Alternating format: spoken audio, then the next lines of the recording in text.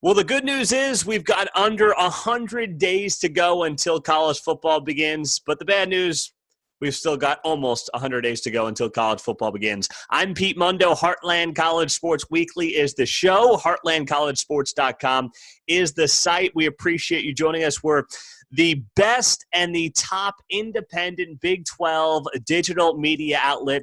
Whether you're checking us out, radio show, podcast, back on YouTube, we appreciate you joining us. And please do remember, if you haven't yet, subscribe and join our members' forums and message boards. They are free. It's a way to interact with other Big 12 fans. Just go to heartlandcollegesports.com and click on the forums tab at the top. Sign up completely free. Well, it is kind of still those dog days. I want to talk about something that I was thinking about over the long Memorial Day weekend, and that is who in the Big 12 of all the coaches is on the hot seat. Now, you might say, well, nobody's really on the hot seat. We got 4 new coaches in the mix, right? You have new coaches at Kansas. You have new coaches at Kansas State. Got a new coaching staff at Texas Tech, and you got a new coaching staff also at West Virginia. So who's really on the hot seat, right? Is that fair to have that conversation? Well, here's the thing. In college football, it's always fair game to have that conversation. Guys leave after seasons that you never see coming.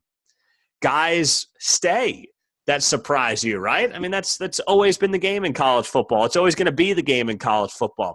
But I decided to do this as I had some downtime over the long weekend, ranking each coach's hot seat on a scale of 1 to 10, 1 being the coolest, 10 being the hottest. Now, I'll be honest, no one in the Big 12 I have all that high, but you might be surprised by who I have the highest on this list.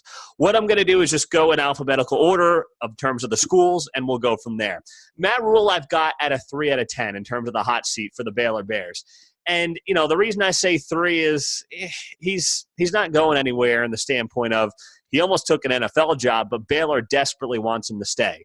Baylor hit a grand slam with Matt Rhule. I believe he probably exceeded their expectations. This guy has entertained, albeit maybe briefly 2 years ago, but the past 2 seasons, he has entertained NFL head coaching jobs. When's the last? I mean, think about this.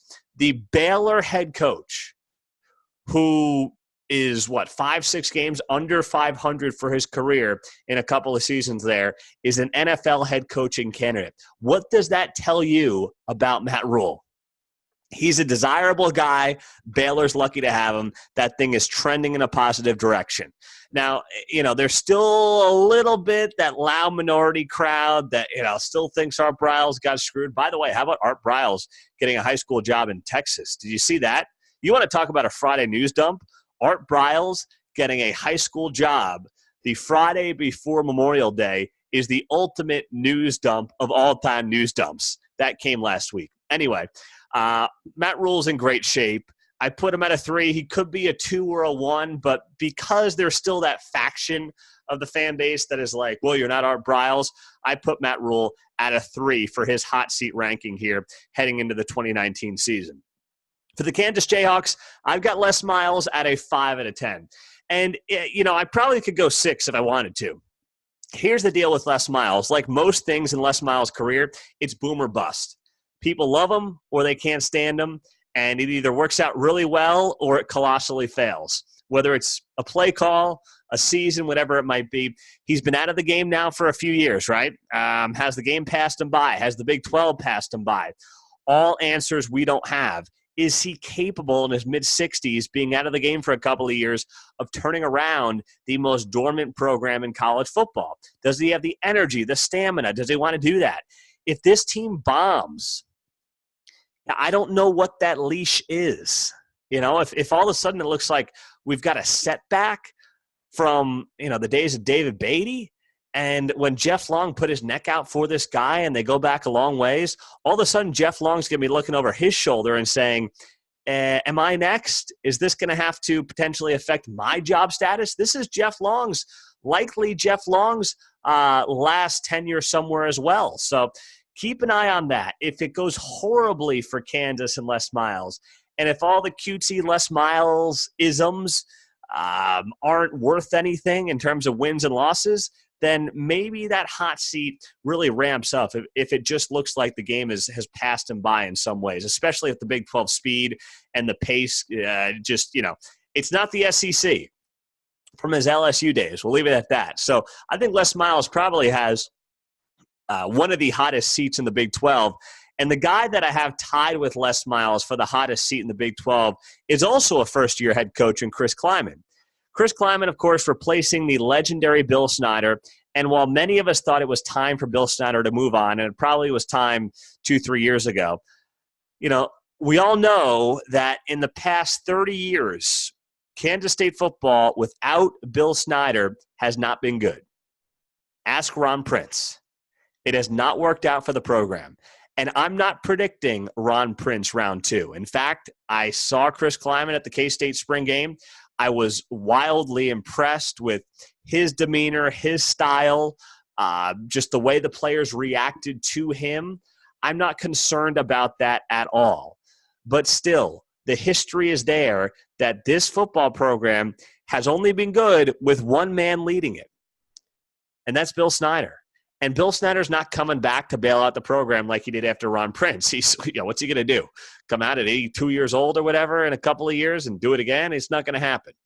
But K-State, is looking now to an FCS guy to keep that going, what Bill Snyder built. And if it doesn't work, I don't think the leash is too long for Chris Klieman.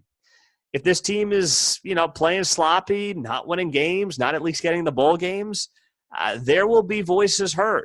I promise you, there will be voices heard at K-State who will be questioning very quickly whether or not Chris Klieman was the right guy for the job. So I'm putting Klieman at a 5 out of 10 on the hot seat.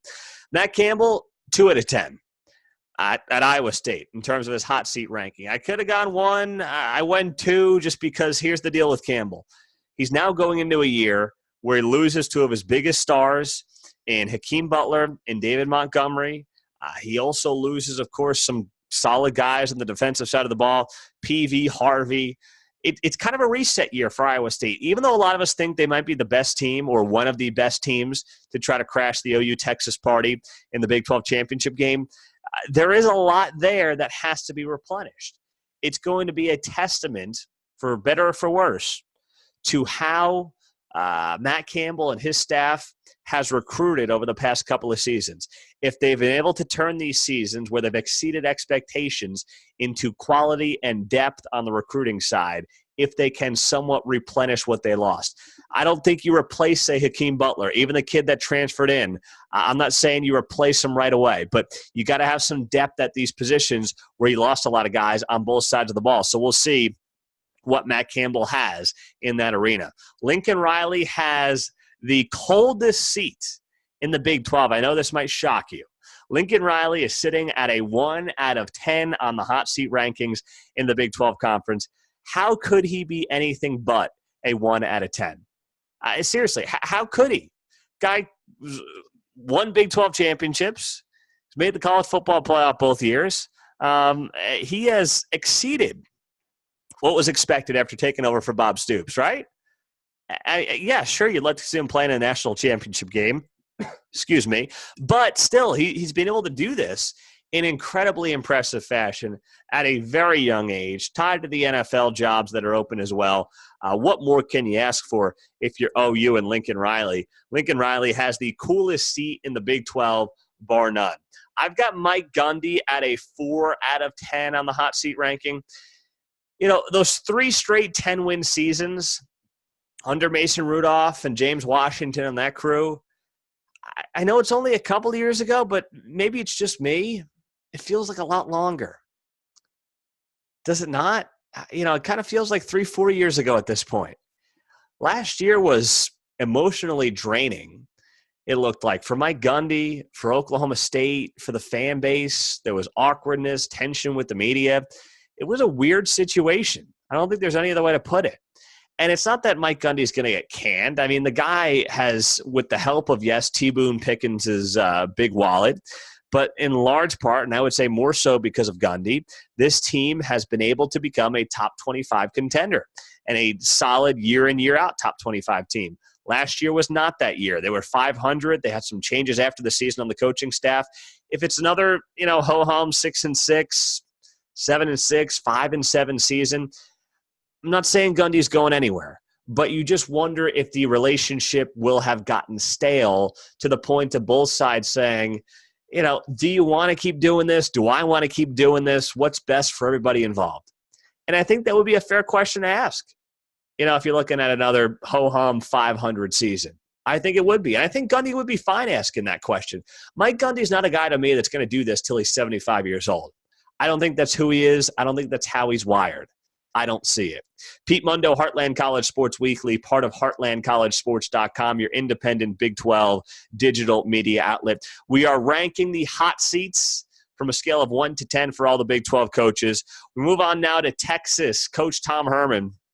You might be surprised I got him at a 4 to 10, partially because of the environment that he's in. Yeah, he got to the Big 12 title game last year. Maybe he was a year early in doing that. But guess what? It's Texas. If that guy now goes 8-4 this year, they're going to be looking for his head. The Big 12 trip to the Big 12 championship game is going to feel like a lifetime ago to those Texas fans, because now they've got real expectations. They're going to have a preseason top 10 ranking. They're going to be expected to at least get to the Big 12 championship game, if not win it. You're coming off the Sugar Bowl win against Georgia. All of a sudden, teams are looking at Texas like they did 10 years ago during the heydays of Mac Brown. So if Tom Herman goes 8-4, 7-5, and has a setback, once again, do I think he's going anywhere, getting fired? No, but that crowd is going to start getting loud. And Tom Herman is the kind of guy where he has a great relationship with people and the media and everybody when things are going well. When things aren't going well, he can get a little surly. I've heard that from a lot of people, and it's pretty well known. So just keep an eye on that if there is a setback this year for the Texas Longhorns. Now Gary Patterson, 2 out of 10. Probably could have gone 1 out of 10, but, 500 last year. Even if he has another mediocre season, I don't believe Gary Patterson is going to be going anywhere.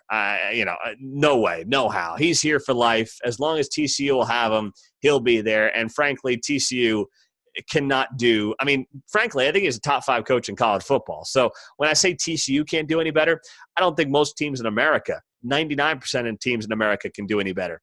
I'd say 2 out of 10, not 1 out of 10. You're splitting hairs. You could say 1 out of 10, but went 500 last year. You have another mediocre season this year. Maybe a couple of people start grumbling. Gary Patterson is totally fine, not going anywhere. Matt Wells, 3 out of 10. This is interesting at Texas Tech. I would have given Kingsbury 1 more year. Texas Tech disagreed. Fine. You want to give the program benefit of the doubt with what Kirby Hocutt has done hiring coaches, Chris Beard. I'm not going to question that, okay? But still, what if Kingsbury, is lighting up the NFL in October with Kyler Murray and Tech is, sitting at 3-5? I'm just saying, there's going to be some people grumbling about that. So I think Matt Wells has a ton of potential ahead of him. I like the hire. I talked to him on this show a couple of months ago. If you missed it, go find it on our podcast page. Just search on iTunes or whatnot, and you'll see the Matt Wells interview. Very impressive guy, but, he's not starting off with a clean slate. There's some drama there. There's some intrigue there, and there will be some loud voices there if things don't get going right away, because especially he's not a Tech guy. It's not Kingsbury coming home. He's a coach. If he performs, they'll love him. If he doesn't, they'll be looking for somebody else. Neil Brown, I got him at a 2 out of 10. Similar situation, but no one's going to compare Neil Brown's success at West Virginia to Dana Holgerson's success in the AAC. Dana Holgerson admitted as much. He's like, I can't win at West Virginia with these players in the Big 12. He tapped out. What more can you say? The guy tapped out. Wasn't made for it. Didn't think he could make the big time. Played the victim card. Victim mentality, loser mentality as far as I'm concerned. So I don't think West Virginia fans are upset Dana Holgerson's gone. But new guy, no ties to the school, intrigue, you're replacing a lot. 2 out of 10, very low. Not going to go as low as 1, but Neil Brown has a lot to work with. The fans, understandably, are excited about him. So there you have it. All the coaches in the Big 12, where they are on the hot seat. And no seats are that hot. The hottest seats I've got, Les Miles and Chris Kleiman, the 2 Kansas coaches. There you have it. Pete Mundo, Heartland College Sports Weekly, part of HeartlandCollegeSports.com, your independent Big 12 digital media outlet.